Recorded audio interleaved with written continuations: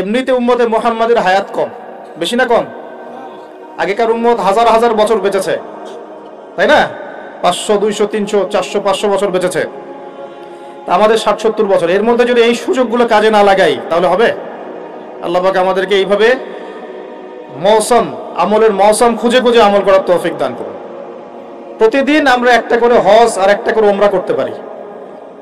প্রতিদিন একটা করে হজ, একটা করে উমরা করা সম্ভব। বলতে পারেন ভাই কিভাবে? এই হাদিসটা শুনে। আল্লাহর নবী মুহাম্মদ সাল্লাল্লাহু আলাইহি ওয়াসাল্লাম বলেছেন, আমি এবারও সবগুলো বলতে গেলে অনেক সময় যাবে, খুব সংক্ষিপ্ত করে বলছি।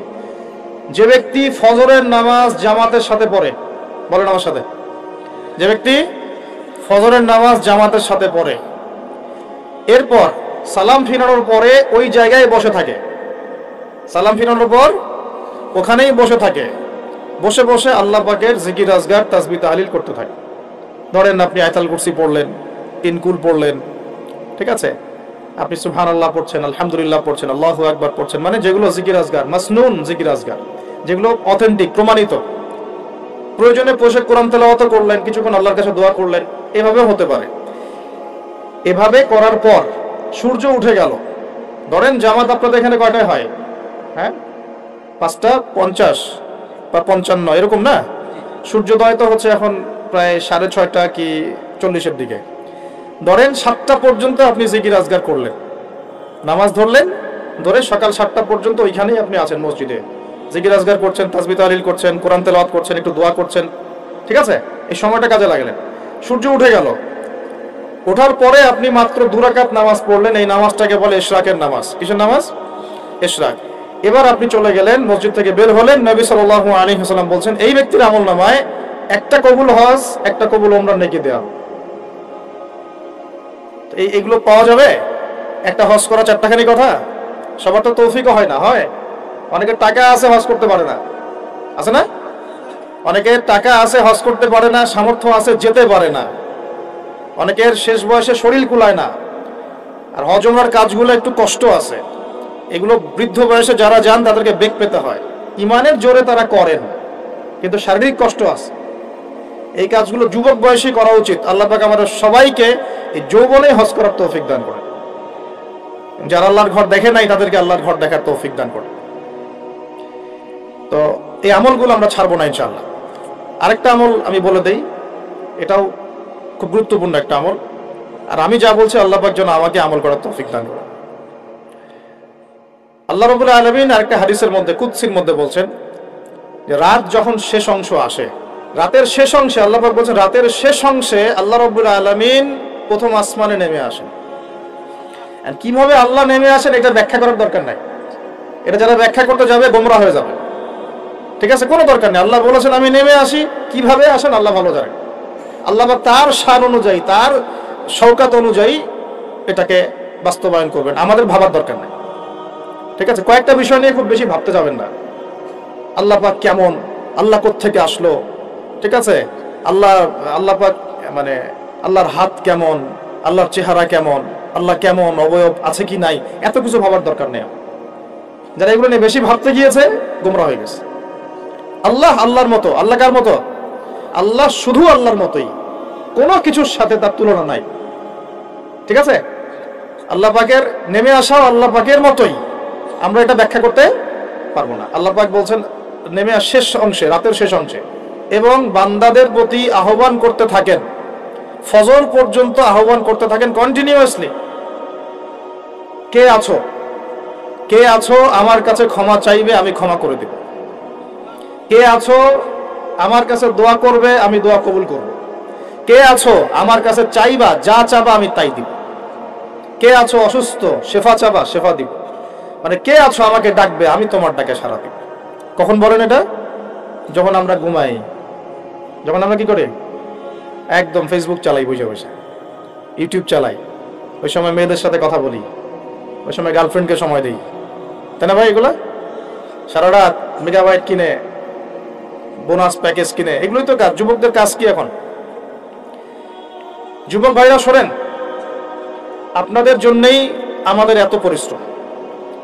যাদের দাড়ি পেকে গেছে, 60-70 বছর বয়স হয়ে গেছে, বা 50-55 বয়স হয়ে গেছে, তাদেরকে নিয়ে আমাদের এত ফিকির নাই। তারা তাদের জীবনটা শেষ করে ফেলেছেন অলরেডি। আমাদের ফিকির আপনাদেরকে নিয়ে। আমাদের খুব ইচ্ছা, আমি নিজের কথা বলছি এবং আমার মতো যারা চেষ্টা করছেন তাদের কথা বলছি, তাদের খুব ইচ্ছা বাংলাদেশের 100% যুবক যেন নামাজি হয়। আমরা কি আশা করতে পারি আপনাদের কাছে এটা? বাংলাদেশের 100% যুবক যেন কোরআন তেলাওয়াত করতে পারে। পারা যাবে না? এটা পারা যাবে না? যাবে না? অসম্ভব কিছু? বাংলাদেশের 100% যুবক হারাম সম্পর্কে যাবে না। এরা হালাল খাবে, খেয়ে বুক ফুলায় বিয়ে করবে, বিয়ের চাপ দিবে বাসায়, না দিলে বিদ্রোহ হবে। না দিলে কি হবে? আমি তোমাদের সাথে আছি, সমস্যা নাই, প্রয়োজনে বিদ্রোহ হবে। কেন দিবে না? হালাল খাই, হালাল করি, নিজের কর্মসংস্থান আছে, একটা দিনদার মেয়েকে বিয়ে করবে। তারপরেও কোনো অবৈধ সম্পর্কে যাবে না। যে অবৈধ সম্পর্কে গেছে সে আল্লাহর রাস্তায় জিহাদ করতে পারবে না। আর এই শব্দগুলা খুব শোনার অভ্যাস তৈরি করে। বাংলাদেশে একটা শ্রেণী এখন উঠে পড়ে লাগছে এই শব্দটাকে মিটাই ফেলতে, এবং তারা দাড়ি টুপি বলেই মানুষ। দাড়ি টুপি পাগড়ির জুব্বা নিয়ে এই শব্দগুলোকে ইসলাম থেকে, কোরআন থেকে মুছে ফেলার চেষ্টা করতেছে। সবার আগে তোমাদেরকে 5 ওয়াক্ত নামাজি হইতে হবে, সবার আগে তোমাদেরকে কোরআন বলা হইতে হবে, এবং দিনের প্রত্যেকটা কাজ নবী সাল্লাল্লাহু আলাইহি ওয়াসাল্লামের সুন্নত মোতাবেক করতে হবে। এইভাবে যখন নিজে থেকে গড়ে তুলবা, হালাল রিজিক খাবা, তারপরে নেককার স্ত্রী বিয়ে করে আদর্শ পরিবার গঠন করবা, সবাই সৎ কাজে আদেশ করবে, অসৎ কাজে নিষেধ করবে ইনশাআল্লাহ। বাংলাদেশের প্রত্যেকটা এলাকায় যুবকদের একটা কাফেলা তৈরি করতে হবে, এবং এই কাফেলার উদ্দেশ্য হবে একটাই, যে কোরআন সুন্নাহকে হাতে নিয়ে দুনিয়াতেও সফল হব, পরকালেও জান্নাতে যাব ইনশাআল্লাহ। এবং আল্লাহর জমিনে আল্লাহর দিন কায়েম না হওয়া পর্যন্ত হাল ছাড়বো না ইনশাআল্লাহ। ইসলামের দিন রাত আর পশ্চিমাদের দিন রাত এক নয়। ইসলামে দিন শুরু হয় সূর্য ডুবলে। সূর্য ডুবে গেছে মানে দিন শেষ, নতুন দিন শুরু হলো। তো আমরা এখন জুমার রাতে আছি না নাই? আছি। তো জুমার রাত চলছে, আগামীকাল জুমার দিন। তো আমাকে বলা হয়েছে যে আপনাদের এলাকায় একটা সমস্যা, যে জুমার নামাজের আগে আগে আপনারা মসজিদে আসেন। কথা কি সত্য না মিথ্যা? হ্যাঁ, সত্য না মিথ্যা? ধমক দিব না, আগে একটা ফজিলত বলি, শুনেন। নবী সাল্লাল্লাহু আলাইহি ওয়াসাল্লাম বলেছেন, বলেন সাল্লাল্লাহু আলাইহি ওয়াসাল্লাম, জুমার দিনে যে ব্যক্তি সকাল সকাল গোসল করে, বলেন আমার সাথে, জুমার দিন যে ব্যক্তি সকাল সকাল গোসল করে, আলোচনা তো খালি শুনলেই হবে না, মনেও রাখতে হবে, এই জন্য আমার সাথে বললে মনে থাকবে ইনশাআল্লাহ। জুমার দিন যে ব্যক্তি সকাল সকাল গোসল করে, উত্তম কাপড় পরিধান করে, উত্তম কাপড় মানে আপনার ভালো কাপড়টা, আপনার সামর্থ্যের সেরাটা, আপনার সামর্থ্যের মধ্যে সেরাটা, এরপরে সুগন্ধি ব্যবহার করে। আতর সুগন্ধি আছে তো বাসায়? যার ঘরে আতর নাই তার ঘরে তো কিছুই নাই। যে সুগন্ধি ভালোবাসে না সে তো নবী সাল্লাল্লাহু আলাইহি ওয়াসাল্লামের সুন্নতের উপর আমল করলো না। আল্লাহর নবী সাল্লাল্লাহু আলাইহি ওয়াসাল্লাম বলছিলেন, এই দুনিয়াতে যা কিছু আছে, পুরা দুনিয়াতে, তার মধ্যে আমার 3টা জিনিস পছন্দ। কয়টা ভাই? 1 নাম্বার সালাহ, 1 নাম্বার নামাজ। এটা আমার চোখের শীতলতা, নামাজ দাঁড়ালে আমার হৃদয় শান্ত হয়, চোখ ঠান্ডা হয়ে যায়। এটা নবী সাল্লাল্লাহু আলাইহি ওয়াসাল্লামের পছন্দের। ওইটাই এখন উম্মত আদায় করে না, তো সেই উম্মত মাইর খাবে না তো কে মাইর খাবে? কথা বলেন। যে উম্মত নামাজ পড়ে না সেই উম্মত মাইর খাবে না তো কে মাইর খাবে? ওইদিকে পরে আসছে, আগে হাদিসটা বলে নে। 2 নাম্বার, এই পুরা দুনিয়ার মধ্যে আমার পছন্দ হচ্ছে সুগন্ধি। কি পছন্দ? সুগন্ধি। 10টা টাকা যদি আর্ন করেন, 1 টাকার সুগন্ধি কিনেন, সুন্নত। সুগন্ধি সাথে রাখতে হয়, ব্যবহার করতে হয়, মনটাও ভালো থাকবে। আর সুগন্ধি বেশি ইউজ করলে রোগ ব্যাধিও কম হয়, কারণ রোগ ব্যাধি মনের সাথে সম্পৃক্ত। দুর্গন্ধময় জায়গায় থাকলে আপনার রোগ ব্যাধি বেশি হবে। এই জন্য পরিষ্কার পরিচ্ছন্ন থাকতে হবে, একদম টিপটাপ পরিপাটি। এটা হলো মুসলমানদের চরিত্র। আল্লাহ পাক তৌফিক দান করুন। 3 নাম্বার হচ্ছে স্ত্রী। 3 নাম্বার কি? স্ত্রীরা আমার পছন্দ। নবী সাল্লাল্লাহু আলাইহি ওয়াসাল্লামের এই তিনটা জিনিস পৃথিবীতে পছন্দ ছিল, পুরা দুনিয়ার সবকিছুর মধ্যে। এখান থেকে বললাম, জুমার দিনে যে ব্যক্তি সকাল সকাল গোসল করে, উত্তম কাপড় পরিধান করে, আতর খুশবু ব্যবহার করে বাহনে চড়ে নয়, পায়ে হেঁটে মসজিদে যায়। কিসে করে? পায়ে হেঁটে মসজিদে যায় এবং খতিব, ইমাম সাহেব খতিবের কাছাকাছি বসে, দূরে নয়, যতটা পারে কাছে বসে। আর এই কাছে বসতে গিয়ে মানুষের ঘাড় ডিঙানো যাবে না। যদি আপনার আগে কেউ চলে যায়, তার ঘাড় ডিঙানো যাবে না, এটা অন্যায়। যদি আপনার আগে চলে যায়, তাহলে সে আগে বসার অধিকার রাখে।